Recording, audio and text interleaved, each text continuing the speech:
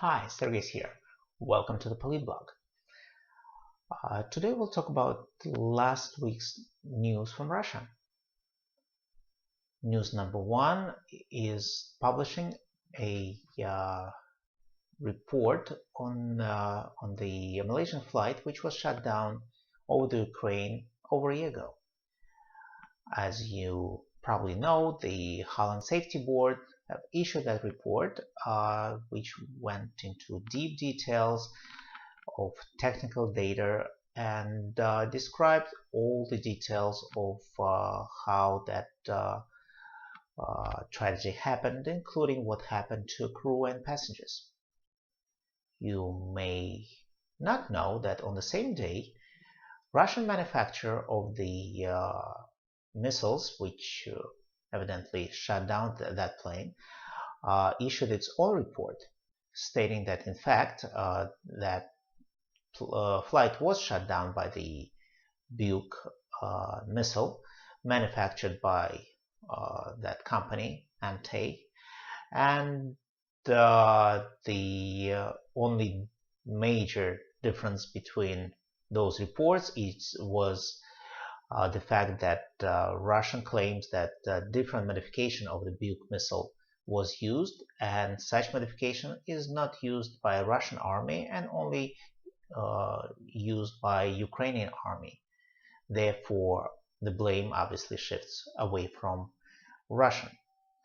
Holland's report didn't blame anybody. They just go into detail stating which missile was used, where it apparently were coming from, and obviously nobody's saying that the Buk came from Russian territory. However, Russian politics went into denial right from the get-go. Over a year ago, there were eyewitness reports stating that they saw Ukrainian fighter jet, getting close to the passenger jet that was shut down. There were some recorded communications which were supposed to prove that the flight was shut down by the plane. There were some eyewitnesses seeing the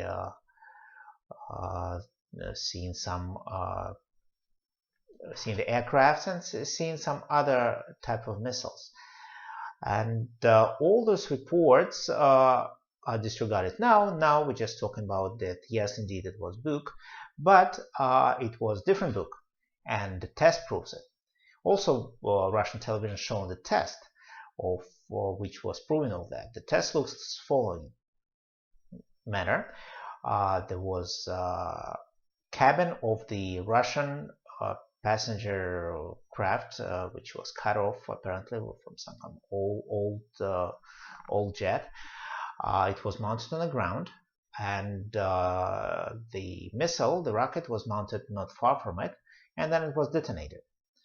Then, judging from the results of the detonations, those findings were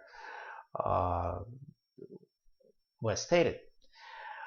That the holes in the damage to the cabin, the holes supposedly are different from what they should have been if that the other missile was used. For whatever reason, they only had one test, and what surprised me that they didn't shut down the actual aircraft, but they just detonated the missile and over some cabin. So, of course, I cannot judge all the technical detail, but from the layman point of view, it just looks strange. Well, news number two also has to do with rockets, and that has to do with the fact that the space launching grounds, Vostochny, will not be opening anytime soon. There will be about half a year delay. Russia have been leasing the launching grounds from Kazakhstan, now independent country. At the time of Gagarin, of course, it was all Soviet Union, and the launching ground was built in area which now is different country, and of course for Russia makes made a lot of sense to create its own launching grounds. And now the opening will be delayed for a few months, about half a year, which doesn't seem to be a big deal because indeed the launching ground is greatest project, and half a year delay is not a big surprise. What's important here is not the few months delay. What's important is that corruption and simple stealing happening on the most important construction site in Russia. And if, let's say, Sochi Olympics was widely reported as overpriced and construction contracts were given to the special groups of interest, and it was somewhat normal and logical considering the power pyramid of Russian government. This launching site is important to Russian state and I'm sure to the president himself. However, reports of stealing came out the first few months ago when workers were complaining and started strikes for not receiving simple wages. The reason? There were no money left. And now the inspection by the Putin himself came out to the results that lots of money were, let's say, misused. Continuous Russian operation in Syria, of course, is everyday news and widely reported and commented in Russia. However, in the past week, there was no significant differences in this news. So many command posts were destroyed and so many terrorists were killed. Whether those reports correct, I would guess we'll never find out because who is counting those posts. And on a general mood of the public, it seems that people are curious and interested in the war and wonder what happened since Syria is further away from Russia than Ukraine. And we'll just continue to watch this event and we'll see what happened. On a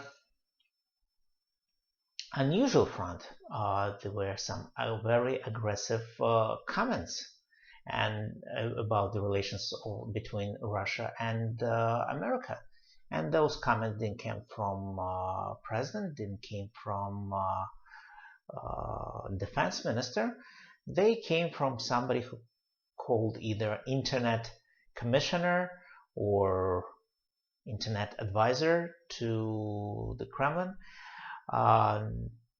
Frankly, very few people apparently knew about such position existent, but now this guy came out and on a meeting with some scientists and functionaries, he came out with a program speech about the future confrontation between Russia and America, that Russia have only two ways to either confront and fight American domination in technological war or succumb to the American power.